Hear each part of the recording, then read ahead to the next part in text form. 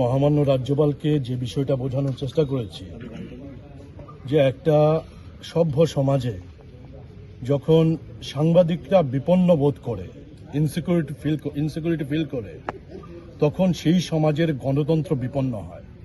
এই বিষয়টা রাজ্যপাল মহোদয়কে আমরা বোঝানোর চেষ্টা করেছি। উনি বিষয়টা রিয়েলাইজ করেছেন এবং গণতন্ত্র রক্ষার স্বার্থে উনি পদক্ষেপ গ্রহণ করবেন বলে আমাদের আশ্বাস দিয়েছেন। ধন্যবাদ। আপনারা জানেন যে আমরা দুজন বিধায়ক রামপ্রসাদ পাল এবং রঞ্জিত দেববর্মার ইস্যুতে আমরা কিছুদিন আগে সবচেয়ে বড় একটা আমরা পথসভা করেছি, ধর্ণা করেছি।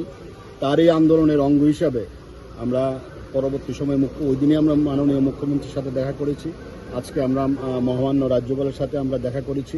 আমাদের যে দাবি, যে দুই বিধায়কের বিরুদ্ধে কি কি অভিযোগ এবং কি কি ব্যবস্থা গ্রহণের বিস্তারিত গভর্নরের কাছে তুলে ধরা হয়েছে এবং যে কিছুদিন ধরে যে দুজন বিধায়ক যা কিছু করে চলছে সবাই রাজ্যবাসী দেখছেন এবং এটা নতুন করে আর বলার কিছু নেই। এটা বিভিন্ন পত্রপত্রিকা থেকে শুরু করে বিভিন্ন মিডিয়াতে এগুলো প্রতিনিয়ত দেখা যাচ্ছে এবং রাজ্যবাসীও জানে, আমরাও শহরবাসীকে জানিয়েছি।